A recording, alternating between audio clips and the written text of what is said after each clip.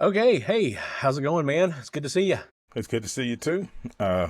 It's hot. It's It really hot. is. Gosh, it's hot. It is hot. I think that today where we're living, I think around noon, the heat index was around 96. It's probably way higher than that now. I think the rest of the week we're going to get into triple digits too. They're talking about like 40 million people affected that way in the nation. It's going to be really, really bad. So, got some neat things to talk about it and things we need to prepare ourselves for.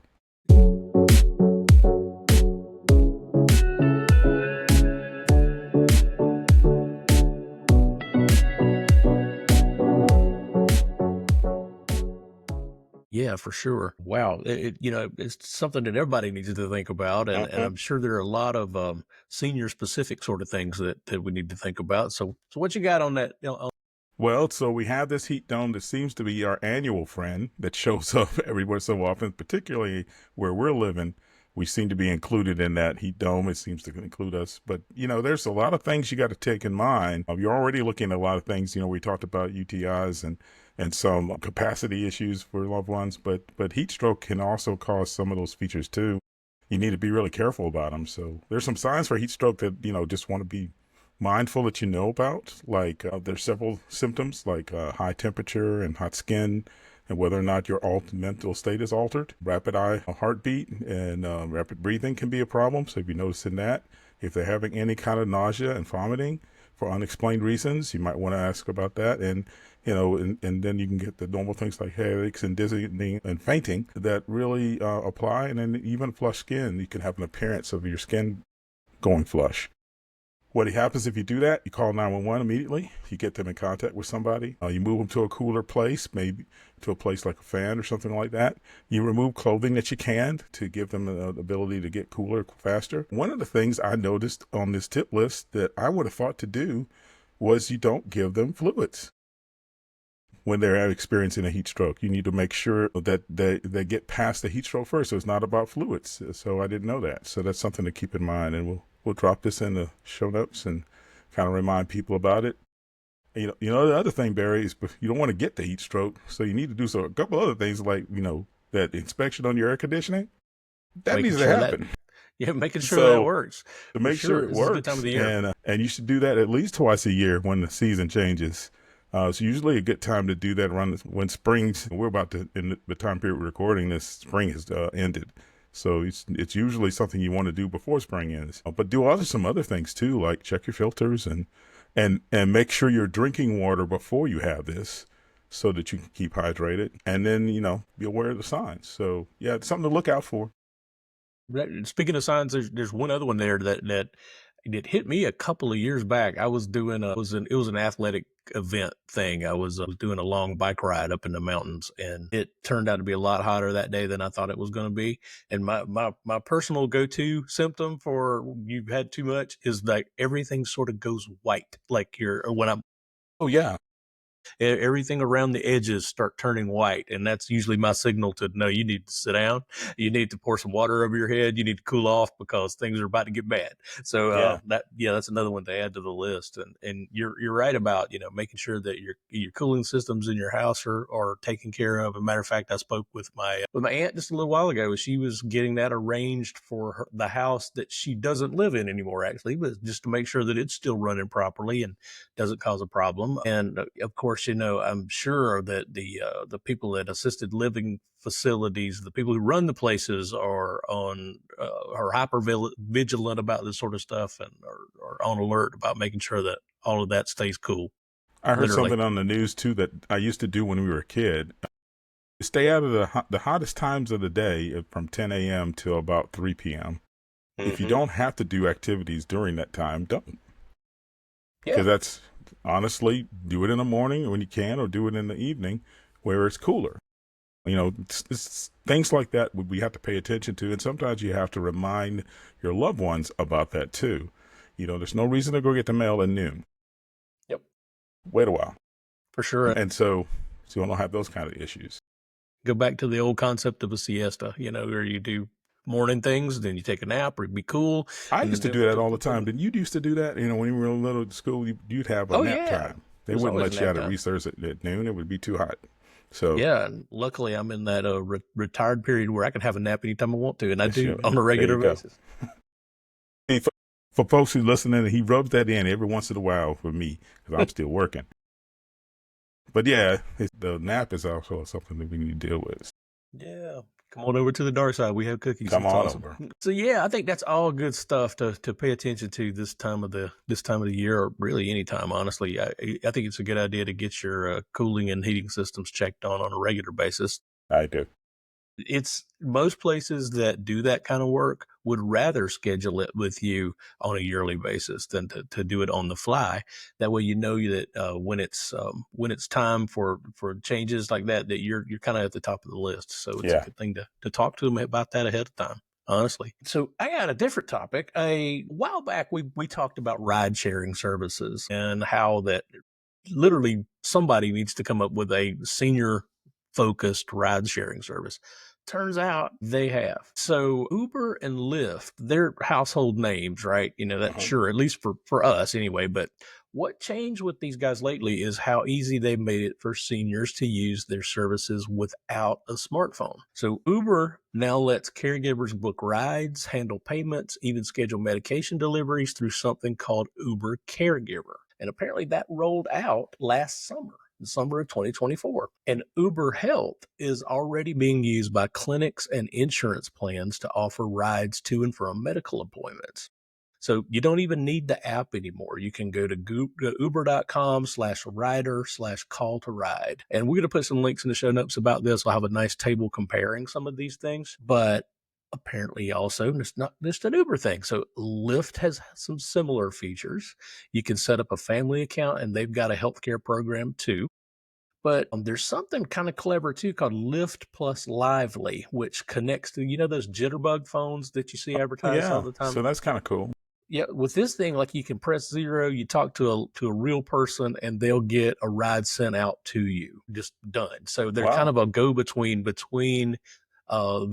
senior and some of the ride sharing services. So if tech's not your loved one's thing at all, there's a wonderful site called GoGo Grandparent, and there's another one called Arrive, and they're very similar services. You just call a number, a human books a ride for you. Uber, Lyft, groceries, meds, you name it. And it's a subscription thing. So it's around $10 a month plus the fare.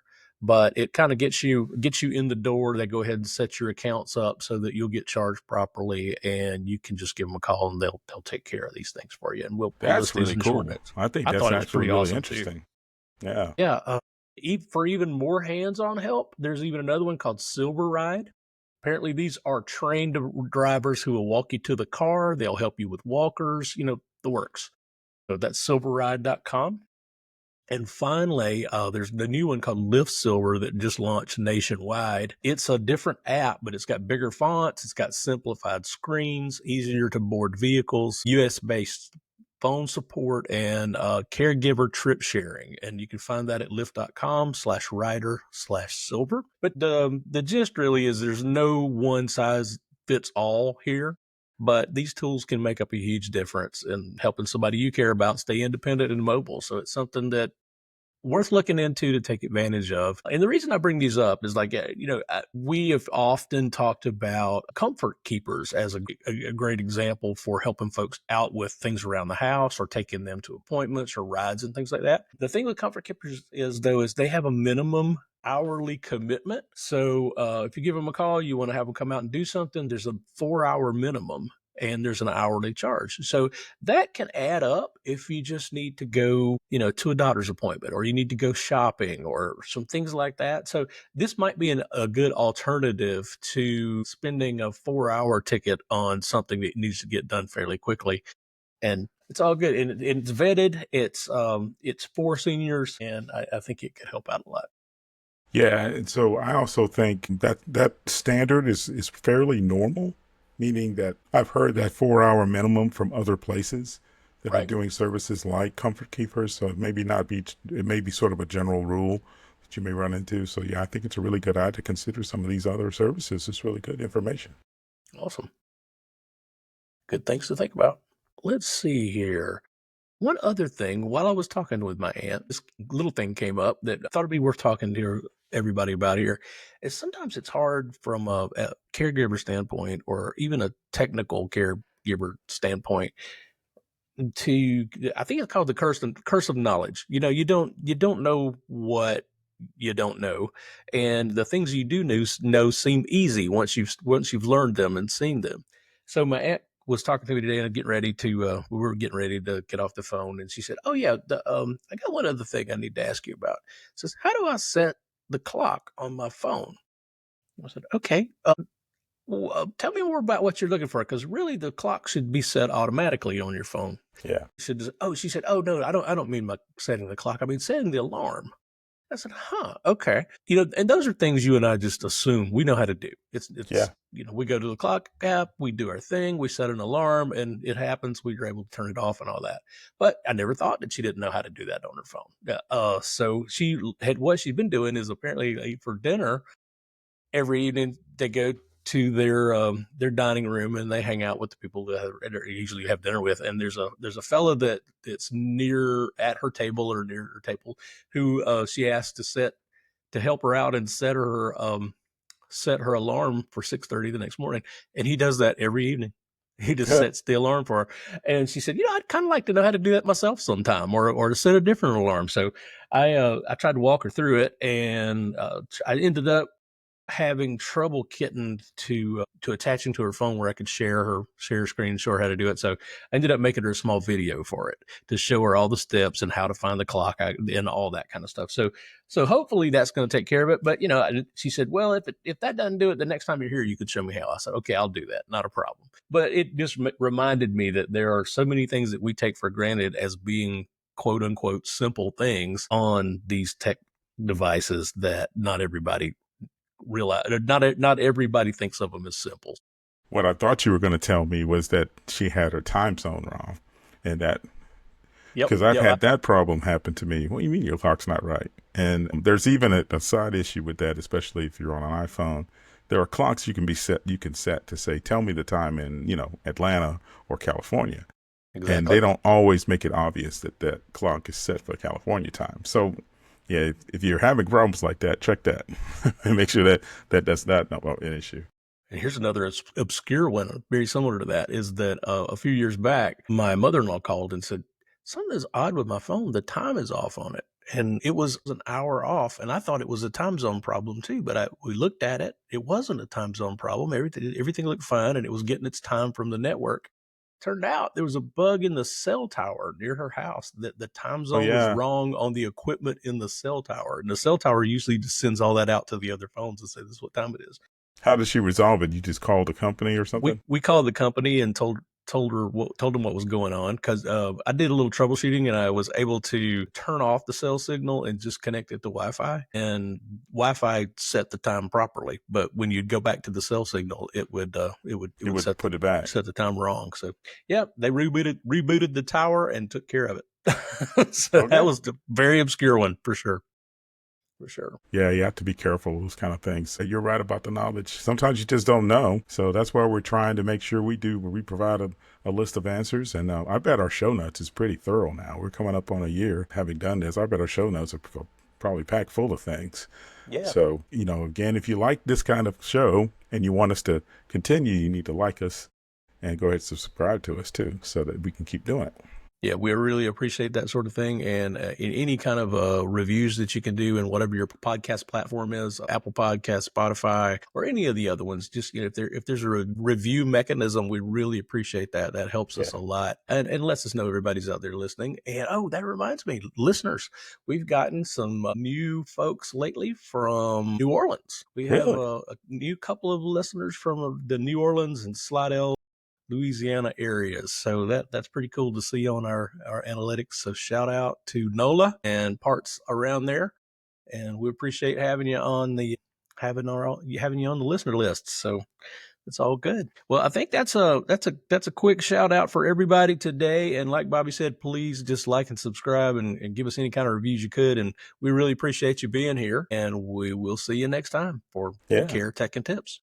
See y'all later. Stay cool. Stay cool.